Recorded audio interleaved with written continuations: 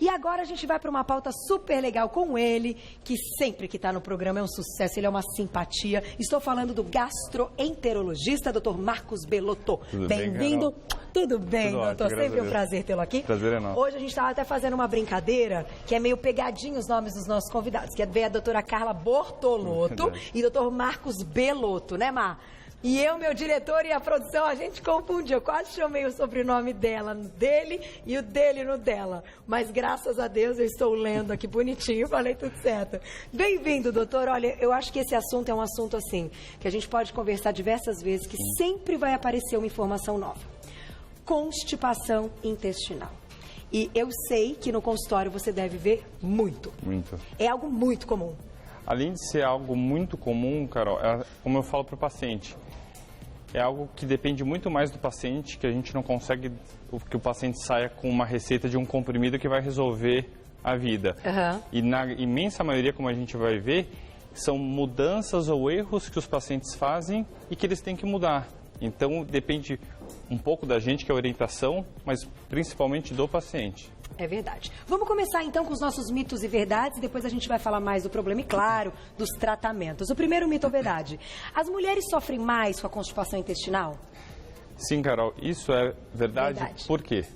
Principalmente, vocês têm uma alteração hormonal e essa alteração hormonal em relação aos homens faz que o intestino da mulher trabalhe de uma maneira diferente, mas a principal coisa é: homem vai no banheiro geralmente em qualquer lugar. Vocês não. Entendi. Vocês, se não for para ir no banheiro em casa ou em determinados lugares, vocês seguram. Olha, é mais um lance de não vou dizer frescura, não vou usar esse termo, porque não, né? É mais de higiene, de aflição, de... Entendi. E isso é um dos principais erros do consultório de vocês, porque quando vocês seguram para não ir no banheiro, o intestino acaba se ressecando e vocês inibem o reflexo de evacuar. E a segunda coisa é, vocês usam o do dia a dia, vocês têm um estresse muito grande, que é cuidar do filho, da casa, da parte profissional, e esse estresse que acabam acarretando cada vez mais em vocês, geram uma constipação. Então, não só pela parte hormonal, vocês sofrem mais de constipação do que nós, homens, mas também essa parte de bloqueio, de não querer ir no banheiro em qualquer lugar, além do estresse. Olha que interessante. Então, digamos assim, pessoas estressadas têm mais chance de serem constipadas. Sim, tanto os homens como as mulheres. E nós somos uma sociedade estressada. Tanto que essa doença, ela é considerada uma das doenças que a gente fala, doenças da civilização. Da vida moderna. Da vida moderna. Tá vendo? Mas a gente já vai contar como é que a gente resolve isso. Próximo mito ou verdade na tela. Olha lá. Mito ou verdade: ficar mais de 2 dias sem ir ao banheiro é considerado normal? Sim, Carol. Isso é verdade. Existe uma série de definições sobre constipação. Tá. Mas, grosseiramente, mais do que um número em si, é um paciente que vai 3 vezes por dia no banheiro e ele passa aí um dia sim, um dia não, é uma constipação. E um paciente que ele vai a cada 2 dias no banheiro sempre, sem fazer força para evacuar e não tendo dor, ele não é um constipado. Olha que interessante. Não é isso que vai caracterizar, então, o quadro? Pela Sociedade Mundial, existem vários itens, mas só para o telespectador entender, o paciente que vai até 3 vezes por semana no banheiro é considerado normal. Desde que, com essas características que você explicou, não tenha que fazer força, não sinta dor e que seja isso um hábito da vida já, que vem aí há alguns anos. Isso é normal. Isso é normal. Vamos colocar então o nosso ilustre. A gente tem um vídeo muito legal até pra gente entender a definição e o que acontece no momento de constipação. Olha lá. Para os telespectadores, aqui é o intestino fino, aqui é o intestino grosso. O que acontece? As fezes, elas entram aqui nesse intestino e ao longo do intestino ocorre o quê? Uma absorção de nutrientes e água. Tanto é que ela muda de cor. Aqui ela é verde e ao longo do trajeto do intestino que ela vai mudando o tamanho e a cor. Que interessante, não tinha a menor ideia disso. E por aqui a gente pode ver, conforme a gente está vendo no nosso filme, que a falta de água, como a gente vai falar, age diretamente na formação do bolo fecal. Tá. Então, se a gente for ver aqui, quando a gente bebe pouca água, fica em bolinhas. E isso que gera uma da parte da constipação. Da pessoa não conseguir, então, evacuar. Mas até a pessoa, então, que consegue, que tem ali um sofrimento momentâneo, como você citou, dores abdominais, etc., mas que consegue. O fato das fezes serem apresentadas em bolinhas pode já demonstrar que ela está sendo constipada, está no momento? Sim. Tanto que... Nossa, eu não tinha a menor ideia disso. Isso sim, e como a gente vai falar mais pra frente, a gente sempre brinca que as fezes que são mergulhadoras, elas são fezes mais pesadas, pobre em fibra. As fezes que ficam sobrenadantes são que tenham mais fibras e geralmente as bolinhas que a gente fala, que é muito comum em mulher, são em pacientes mais constipadas. Por quê? Vocês prendem para não ir no banheiro, com isso ocorre uma absorção de água e as fezes vão se formando em bolinhas. Gente, eu falei pra vocês que às vezes a gente olha e fala do assunto, mas eu já ouvi isso, Carol, já comentamos isso. Não, sempre tem informação nova, é um negócio impressionante na medicina, é assim e eu fico super feliz. Eu vou deixar aqui o próximo mito ou verdade, vamos colocar? Olha esse, hein? Isso é mito ou é verdade? O pouco consumo de água provoca constipação. É verdade, Carol, e no consultório é sempre assim. Quanto você bebe água? Bebo. Quanto que você bebe por dia? Daí todo mundo fica pensando, e eu sempre falo de lição de casa. Vocês façam, computam em casa quanto você bebe e traz na listinha. E todo paciente que vai ver, ele acha que bebe muito mais água do que realmente bebe. E é essencial pelo menos 1,5 litro de água por dia. E quando a gente se depara de fazer os cálculos, a gente vê que a gente bebe muito menos. Olha só que perigo. Então, como a gente estava falando no começo do programa, essas pequenas mudanças que dão... É difícil para o paciente reestabelecer, não segurar a vontade de ir no banheiro, beber bastante água. Então, essas pequenas mudanças que geram a constipação ou não. A gente vai mostrar aqui uma experiência, né? Eu quero muito fazer isso agora, mas sabe que eu tenho uma dúvida? E que eu acho que as pessoas têm também, que eu queria falar daqui a pouquinho, o Mar quer colocar até uma perguntinha do público, que é a respeito do quanto a constipação ou a síndrome do intestino irritável, que a gente pode citar também, que uma coisa é inversa à outra, né? O quanto isso está ligado a problemas e doenças mais sérias, como câncer, como um tumor no intestino. Tem ligação? A frequência desses problemas, doutor? São duas coisas distintas que muitas vezes o paciente idoso, ele é tratado só como, porque ele tem idade, então ele fica mais constipado, e na realidade é um dos primeiros sinais do aparecimento do câncer de cólon.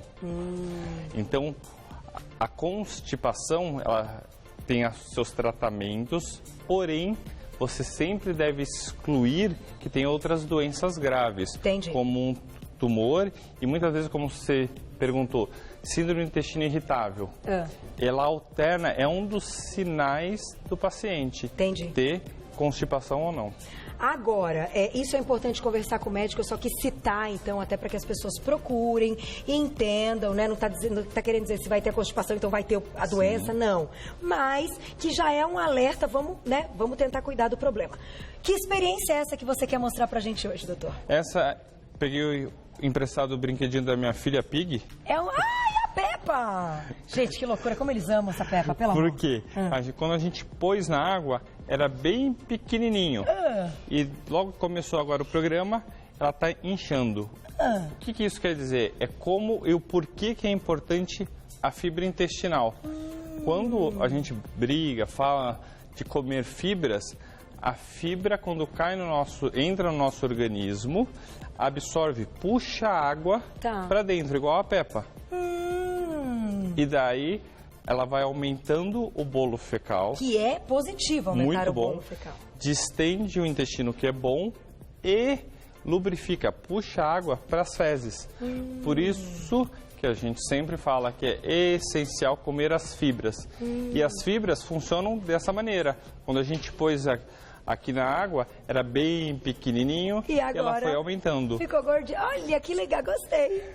Gostei Tá vendo? A gente sempre encontra aí nos brinquedos das crianças também formas de demonstrar outras coisas. Vamos colocar uma perguntinha do público, né, Mar? Tem várias. Vamos colocar uma na tela, então? Olha lá. Quem escreveu pra gente? Mariana, um beijo pra você. Quais alimentos que mais influenciam, então, na constipação? Então, vamos dar uma lista, top 10 aí, top 10, dos que são mais problemáticos. Os que são mais problemáticos são os carboidratos brancos. Vixe, é problemático em tudo, né, doutor? É o que a gente come todo dia.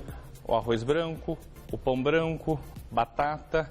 Então, todos os carboidratos brancos de fast foods que todo mundo come, passa às vezes o dia comendo só isso porque não tem tempo de sentar para fazer uma alimentação saudável, associado à carne vermelha. A carne vermelha também, ela é uma carne pobre, que praticamente não existe fibras, é básico só de proteínas. Mas o grande vilão mesmo da vida moderna, da civilização, é o quê? Carboidratos brancos, produtos refinados. Tá. O fato de serem industrializados com mais conservantes podem também influenciar? Com certeza. E a gente vê, cada vez mais a gente tem, como você falou, Carol, as coisas industrializadas e não primitivas. Tá. Por isso que é a doença da civilização, né? Olha só, antes de tocar no assunto da síndrome do intestino irritável, né, que a gente vai fazer uma comparação entre os dois problemas, que são aí, digamos, opostos totalmente, o que a gente deve incluir na alimentação que favorece, então, essa melhora? Um paciente diagnosticado com constipação, que tem isso com frequência, além da alimentação, tem que tomar remédio, doutor?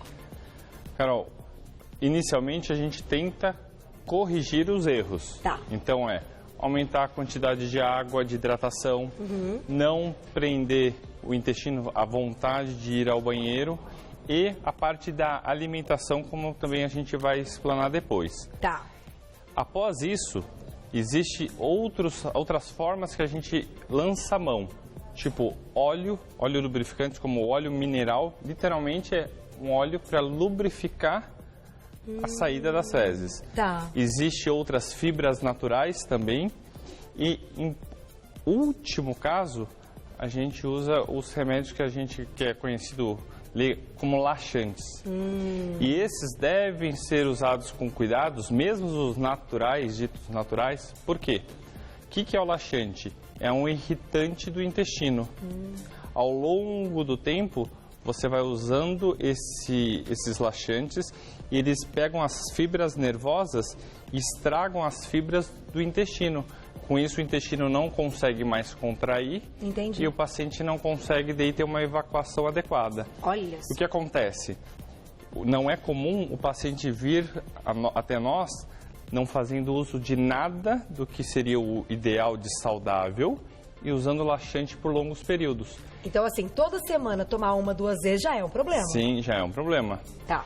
E são raros os casos, cara, que você tentou de todas as maneiras, o paciente segue tudo à risca e mesmo assim ele precisa. Entendi. E daí, claro, você tem que investigar outras anormalidades de músculos, de evacuação, enfim, coisas mais complexas, mas são menos de 5% das constipações. 95% você consegue só com mudança desses hábitos. Olha que legal, gente. Então, assim, investir na alimentação correta é ainda mais barato e mais eficiente, com certeza, né? Você trouxe alguns elementos, então, assim, folhas em geral, todas elas. Sim. Olhou, é verdinho, tal, tem muita fibra, bora comer.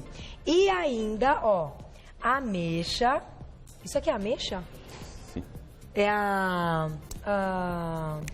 é quando ela tá desidratada, é isso que eu queria lembrar o nome. Mas a ameixa, a fruta mesmo, ela pode ser bacana também, não só na forma desidratada? Sim, com certeza, de comer a fruta e mais do que isso, não tirem a casca. A casca das frutas são extremamente, além de saudáveis, elas diminuem o quê?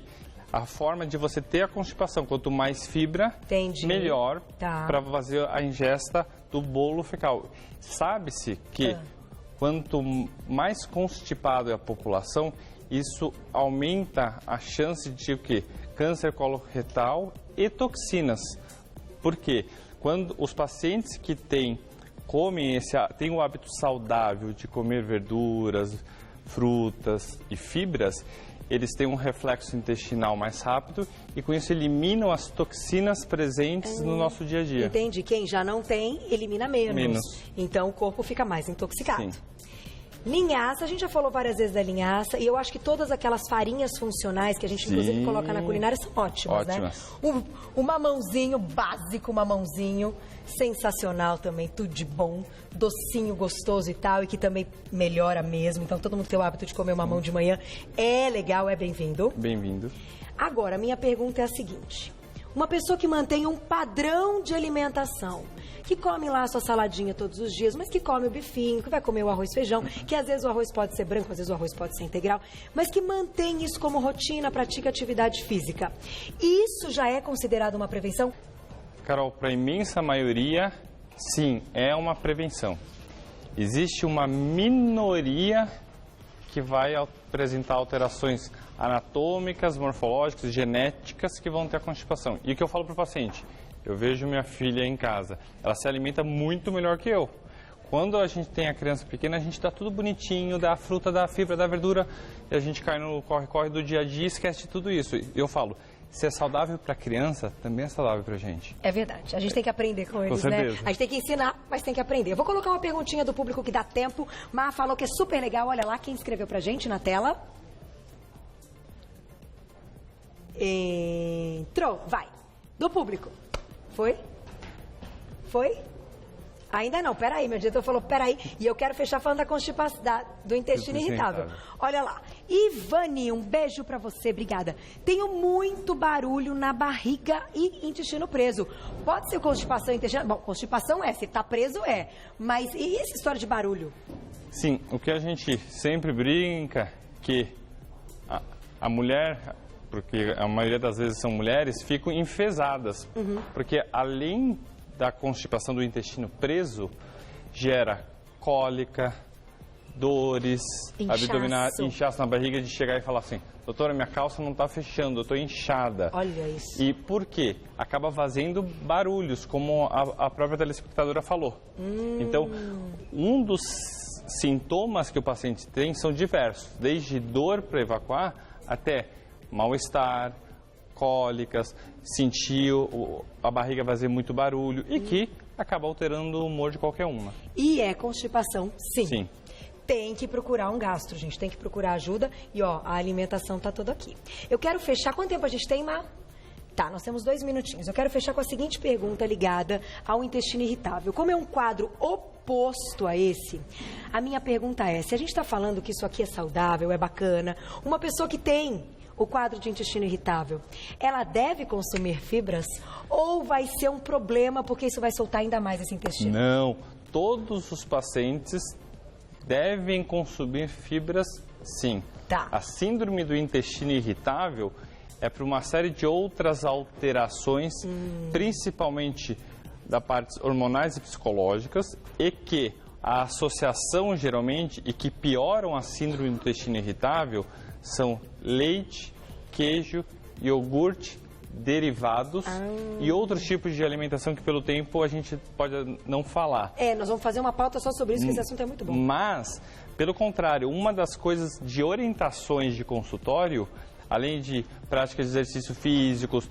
ter regras de comer de 3 em 3 horas, é fazer uma alimentação saudável. Então deve comer fibra, mesmo que tenha aí esse intestino que funciona mais depressa, ao contrário da constipação. Essa era uma dúvida que eu tinha, que eu acho que os pacientes devem pensar, poxa, melhor eu não comer a fibra, senão eu vou mais ao banheiro. Pelo contrário, tem que comer e cuidar de outras coisas. Então a gente vai deixar essa pauta do intestino irritável pra gente fazer ela bem feita a próxima vez que você voltar. E aí te pergunto, é uma pauta multidisciplinar, que o paciente também tem que cuidar da parte psicológica? E eu sempre falo, quando o paciente chega no consultório, eu sempre falo que a gente não vai conseguir vencer essa batalha se a gente não tiver a ajuda de outras pessoas. Concordo com você. Agora, deixa eu agradecer, Dr. Marcos Belotto, gastroenterologista. Ele é um querido, uma simpatia e a gente aprende muito, né? Tem um site que é gastrooncologia.com.br, gastrooncologia.com.br. Você é do Sírio, né, doutor? Sou. Eu não tenho aqui o agradecimento, mas a gente sempre agradece aos hospitais, né, que permitem aí que a gente tenha os convidados aqui no programa sempre com informações maravilhosas. Só posso te agradecer. Muito obrigado, Carol. Sempre um super prazer. Adorei ver a Peppa. Obrigado. Faltava a Peppa no Você Bonita.